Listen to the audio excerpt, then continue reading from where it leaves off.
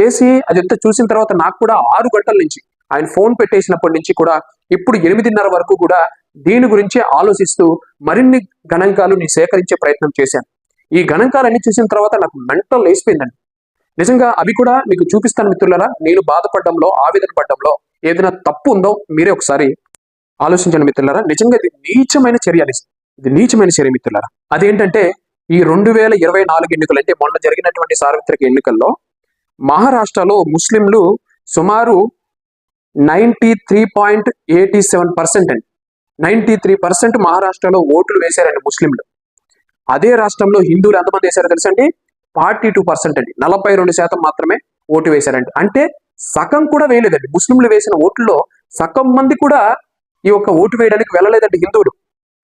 అదే రాజస్థాన్లో ఈ ముస్లింలు 94% మంది ఓట్లు వేశారండి. రాజస్థాన్ రాష్ట్రంలో 94% మంది. కానీ హిందువులు కనీసం 40% కాదండి, 39% మాత్రమే ఓట్లు వేశారండి. మిగతా వాళ్ళందరూ గాడిదలు కాస్తున్నారండి విధవలు. చూడండి, ఇంకొక దారుణమైన విషయం ఏంటంటే పశ్చిమ బెంగాల్లో ఎంత దారుణం, ఎలాగైనా కూడా ఈసారి మాదే కావాలి, మేమే గెలవాలి అని చెప్పి వీళ్ళు ఏం చేశారంటే 95% అండి, 95% మంది పశ్చిమ బెంగాల్లో ముస్లింలు ఓటు హక్కు వినియోగించుకున్నారు. అదే రాష్ట్రంలో హిందువులు ఏం చేశారో తెలుసండి? నిజంగా నాకు మెంటల్ వేస్తుందండి. అదే రాష్ట్రంలో 37%ఏనండి. ఎంత 100 మంది ఉంటే కనీసం 30 మంది కూడా ఓట్లు వేయడానికి వెళ్ళలేదండి విధవలు. ఇందుకు కదండి దేశం నాశనం అయిపోయింది. ఇంకా దారుణం ఏంటంటే యూపీలో మనకు అన్యాయం జరిగింది. ఉత్తరప్రదేశ్లో యోగి ఆదిత్యనాథ్ గారికి దెబ్బ తగిలింది, సీట్లు తక్కువ వచ్చినాయి, ఓట్లు తక్కువ వచ్చినాయి, గుడ్లు బాదుకుంటున్నారు కదా. అసలు రహస్యం ఏంటో తెలుసా సోదరులా మీకు? యూపీలో 92% మంది ముస్లింలు తమ ఓటు హక్కు వినియోగించుకుంటే ఉదయాన్నే 6 గంటలకు లెగిసి ఓటు వెయ్యాలి, మా హక్కులు మేము సాధించుకోవాలి, మాకు సపోర్ట్ చేసే వాళ్ళని గెలిపించుకోవాలని చెప్పి వీళ్ళు వెళ్ళి 92% మంది ఓటు హక్కు వినియోగించుకుంటే హిందువులు ఏం చేశారో తెలుసా మిత్రులారా? 38% మంది మాత్రమే ఓట్లు వేశారు మిత్రులారా. హిందువులు 38% మాత్రమే ఓట్లు వేశారు యూపీలో. మరి అన్యాయం జరగదండి? ఓడిపోరండిగా. దేశానికి, ధర్మానికి ఏదో మంచి చేయాలనుకొని రాజకీయాల్లోకి వచ్చి ఉద్ధరించాలని చెప్పి పార్టీలు పెట్టి మన కోసం అంతా కొంత రిస్క్ చేస్తున్న వాళ్ళకి ఇది అన్యాయం కాదండి? ఇది దారుణం కాదండి? ఇంత దారుణంగా తయారవుతారు. ఇంకా అన్ని రాష్ట్రాల పరిస్థితి నిజంగా మన చూపుతో మనం కొట్టుకోవాలండి వీళ్ళ కోసం కష్టపడుతుంటే. చూడండి మిత్రులారా, ఇంకొక దారుణమైన విషయం ఏంటంటే దీని ఫలితంగా లోక్సభలో సుమారు 98 మంది ముస్లింలు ఎంపీలుగా ఎన్నికయ్యారండి. 2024 ఎన్నికల్లో 98 మంది ముస్లిం ఎంపీలు ఎన్నికయ్యారు. ఇంకా ఏదో మనం ఏదో ఉద్ధరించేస్తున్నాం, మన దేశంలో హిందువులే మెజారిటీగా ఉన్నాము, మనకేమీ రాదు, మన పని మనం చేసుకొని మన తిండి తిని శుభ్రంగా పడుకుందాం, కాళ్ళ మీద కాలేసుకొని కంటి మీద తడుకొట్టేసుకొని పడుకుందాం అంటే చల్లదండి. ఇది గణాంకాలు చూడండి. 98 మంది ఎంపీలుగా ముస్లింలు ఎన్నికయ్యారు. ఇలా ఓట్లేసి గెలిపించుకుంటున్నారు. అది ఎక్కడంటే పశ్చిమ బెంగాల్లో టీఎంసీ పార్టీ నుంచి మరియు కాంగ్రెస్ పార్టీ నుంచి పశ్చిమ బెంగాల్లో 37 మంది ఎంపీలు ఎన్నికయ్యారు కాంగ్రెస్ టీఎంసీ పార్టీల నుంచి. ఇంకా అస్సాంలో 31 మంది కాంగ్రెస్ తదితర పార్టీల నుంచి 31 అంటే 31 మెంబర్స్ ఎంపీలుగా ఎన్నికయ్యారండి. వాళ్ళు పార్లమెంట్ లో కూర్చుంటున్నారు. ఇప్పుడు మీకు అనుకూలమైన చట్టాలు వస్తాయా? మీకోసం పోరాడాలా? ఎవరు పోరాడతారు అక్కడ? ఓట్లు వేయడమే చేత కాదు, కానీ మీకోసం పోరాడాలా, చట్టాలు తీసుకురావాలా, మిమ్మల్ని నరుగుతున్నా కూడా దిక్కుండా చూసుకోండి. ఇక తమిళనాడులో 6 ముస్లిం ఎంపీలు ఎన్నికయ్యారండి. తమిళనాడులో 6 ముస్లిం ఎంపీలు ఎన్నికయ్యారు. బుద్ధి తెచ్చుకోండి. హిందువులకు సంబంధించి, మన భారతీయ జనతా పార్టీకి సంబంధించి, బీజేపీకి సంబంధించి ఒక్క సీట్ రాల. ఇక కేరళలో ఇండియన్ యూనియన్ ముస్లిం లీగ్ పార్టీ నుంచి, కాంగ్రెస్ పార్టీ నుంచి కలిపి సుమారు 21 స్థానం గెలుచుకున్నారండి. 21 ఎంపీ స్థానాలు గెలుపొందారు. మీకు ఏమైనా అర్థమవుతుందా? అసలు ఏం జరుగుతుందో కనీస అవగాహన ఉందా మీకు? ఈరోజు పొలం పనికి వెళ్ళాలి, మా ఓనర్ ఫోన్ చేసి పనికి వెళ్ళాలి, లేకుంటే ఈరోజు సెలవు రోజు కాబట్టి మా అత్తారింటికి వెళ్ళాలి, ఈరోజు పిల్లలు తీసుకొని బేకరీకి వెళ్ళాలి, లేకపోతే సినిమాకి వెళ్ళాలి, లేకపోతే తాగి పడుకోవాలి, ఈ ఓట్లు వేస్తే నాకేంట్రా పొడిసేదని చెప్పి మొద్దు నిద్రపోతున్నారు సెక్యులర్ హిందువులారా. కొంచెం బుద్ధి పెట్టుకోవాలి. మన భారతీయులను చెప్పుకోవడానికి కనీసం మనకి మిగిలి ఉన్నది ఓటు హక్కు. ఓటు హక్కు అనేది మన బాధ్యత. ప్రపంచంలోని అత్యంత ప్రజాస్వామ్య దేశాల్లో భారతదేశం అగ్రస్థానంలో ఉంది.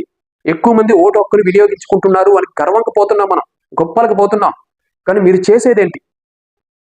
మీ వల్ల దేశం సర్వనాశనం అయిపోతుంది. ఓటు హక్కు ఉండి కూడా ఉపయోగించుకునే వాళ్ళు బుద్ధి తెచ్చుకోవాలి. కిందసారి ఆంధ్రప్రదేశ్లో, ఈసారి ఎక్కడో అమెరికా నుంచి, ఆస్ట్రేలియా నుంచి, ఎక్కడెక్కడో దుబాయ్ నుంచి బతుకు తెరువు కోసం వెళ్ళిన వాళ్ళకి ఎన్ని ఆర్థిక ఇబ్బందులు ఉన్నా, అక్కడ ఎన్ని ఖర్చులు పెట్టుకుంటున్నా 5 లక్షలు, 2 లక్షలు, 3 లక్షల రూపాయలు ఖర్చు పెట్టుకొని వారం 20 రోజులు కష్టపడి ఎంత దూర ప్రయాణం చేసి అక్కడ ఉద్యోగాన్ని, వ్యాపారాన్ని రిస్క్ చేసి ఇక్కడికి వచ్చి ఓట్లు వేశారండి. 2.5 లక్షల నుంచి 5 లక్షల మంది ఎన్ఐఆర్ఐలు ఓట్లు వేశారని ఒక రిపోర్ట్ ఉంది. వాళ్ళకంటే దారుణం అంటే ఇక్కడే పుట్టి, ఇక్కడే ఉండి, పక్కనే ఉన్నటువంటి ఇంటి పక్కనే ఉన్నటువంటి బూత్కి వెళ్ళి ఓటు వేయడానికి మీకు బలుపా? ఎంత దారుణం ఏంటండి, ఎంత దారుణం ఏంటి? దీని ద్వారా జరిగింది ఏంటో తెలుసా? 98 మంది ముస్లింలు ఎంపీలుగా ఎన్నికయ్యారు మీ చేతకంతనం వల్ల. ఇంకొక దారుణమైన విషయం ఏంటంటే, కేవలం కాంగ్రెస్ పార్టీ అండి, కాంగ్రెస్ పార్టీకి 72% మంది ముస్లింలు ఓటు వేశారండి.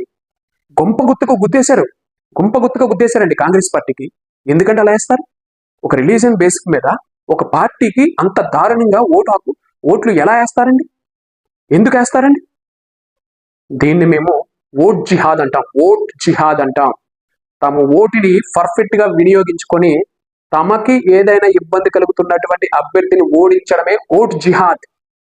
హిందువులకి అనుకూలమైనటువంటి వ్యక్తుల్ని ఓడించడమే ఓట్ జిహాద్. ఇది మీకు తెలియదు. దేశంలో జరుగుతున్నటువంటి అన్యాయాలు తెలియదు. మన భారతదేశంలో అధికారికంగా 18% మంది ఉన్నారు ముస్లింలు అంటారు. అంటే 2011 లెక్కల ప్రకారం తీసి ఏదో 18% మంది ముస్లింలు ఉండొచ్చు, వాళ్ళు ఇంకా మైనారిటీలు అని అంటున్నారు. 92 ఎంపీ స్థానాల్లో గెలిచినటువంటి వాళ్ళు మైనారిటీలా? ఇంకా వాళ్ళకి తాయిలాలు ఇవ్వాలి? ఎలా సాధ్యమండి ఇది? ఒక 8-9% మంది ఉంటే ఏదో మైనారిటీలు అని చెప్పడానికి అర్థం. కానీ అనాధికారికంగా సుమారు 24 నుంచి 28% మంది ముస్లింలు ఉన్నారని భారతదేశంలో. ఇవన్నీ తెలుసు కాబట్టే కేంద్ర ప్రభుత్వానికి ఇంత దారుణంగా వృద్ధి ఎలా చెందుతుంది? అధికారులు కళ్ళు గప్పి డిపార్ట్మెంట్ వారి దగ్గర లేనటువంటి లెక్కలతో వీళ్ళు ఎలా వృద్ధి చెందుతున్నారనే అనుమానంతో ఎన్ఆర్సీలో కొన్ని లెక్కలు తీశారు, పరిశోధనలు చేశారు. సుమారు 4.5 నుంచి 6 కోట్ల మంది బంగ్లాదేశీయులు మరి రోహింగ్యాలు వచ్చి భారతదేశంలో స్థిరపడ్డారు, ఓటు హక్కులు సంపాదించారు అని కొన్ని గణాంకాలు బయటపడ్డాయి. ఈ 6 కోట్ల మంది అంటే తక్కువ అండి. మన ఆంధ్ర, తెలంగాణలో ఉన్నటువంటి హిందువులందరితో సమానం. హిందువులందరూ ఇంకా చెప్పాలంటే ఇంకా ఎక్కువ.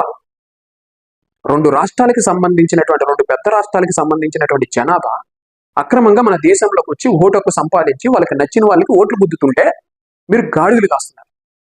కొంచెమైనా బుద్ధి తెచ్చుకోండి మిత్రులారా. ఈసారైనా ఓటు హక్కుని సక్రమంగా వినియోగించుకోండి. మనకి ఎవడు ఉపయోగపడుతున్నారో చూడండి. మరి ఇంత బుద్ధి తక్కువగా వ్యవహరించద్దు. ఇదంతా ఆవేదనతో చెప్తున్నాను. ఎందుకంటే కనీస భారతీయుల ధర్మం అండి ఓటు హక్కును వినియోగించుకోవడం, మంచి అభ్యర్థిని గెలిపించుకోవడం, దేశానికి న్యాయం చేయడం, మన రాష్ట్రానికి న్యాయం చేయడం మన బాధ్యత అండి. దీన్ని కూడా మీరు సక్రమంగా నిర్వహించలేకపోతే మీరు దేశానికి కూడా అన్యాయం చేసినట్టే, దేశ ద్రోహులకే. ఇంత దారుణమైన గణాంకాల ప్రపంచం నవ్విపోతుందండి మనం చూసి. ముఖ్యంగా హిందువులే చేస్తున్నారు ఇలా. ఇదంతా ఆవేదనతో చెప్తున్నాను మిత్రులారా. మీరు చూడండి, గత వీడియోల్లో గత 2-3 నెలల నుంచి నేను వీడియోల్లో చాలా ఎక్కువగా ఇదే అంశాన్ని ప్రస్తావిస్తున్నా. ఓటు హక్కుని సక్రమంగా వినియోగించుకోండి. మనకు జరుగుతున్న అన్యాయాలు ఇవి. పశ్చిమ బెంగాల్లో జరుగుతుంది, కేరళలో జరుగుతుంది, తెలంగాణలో జరుగుతుంది, ఆంధ్రప్రదేశ్లో జరగబోతుంది అని మొత్తుకుంటున్న, గుండెలు బాదుకుంటున్న మిత్రులారా. ఇంతకు మించి మీకేం చెప్పాలో అర్థం కావట్లా. గత వీడియోలు చూడండి, మేలుకోండి. ఎక్కువ మంది హిందువులకి ఈ వీడియోని షేర్ చేసి కనీసం వాళ్ళలో అవగాహన తీసుకురండి. జై శ్రీరామ్, భారత్ మాతకి జై. నేను మీకు ఐడియా. ఊపిరి ఉన్నంత వరకు ధర్మం కోసం, దేశం కోసం నిజాయితీగా పోరాడుతూనే ఉంటా. నా మాటలు కొంచెం ఇబ్బందికరంగానూ బాధగానూ ఉంటే అన్ననో తమ్ముడినో అనుకొని నన్ను మన్నించండి, కానీ మీ బాధ్యతని మాత్రం గుర్తించండి. ధర్మం కోసం, దేశం కోసం కదిలిన బలగం, వెనుదిరగని సైన్యం. జై శ్రీరామ్.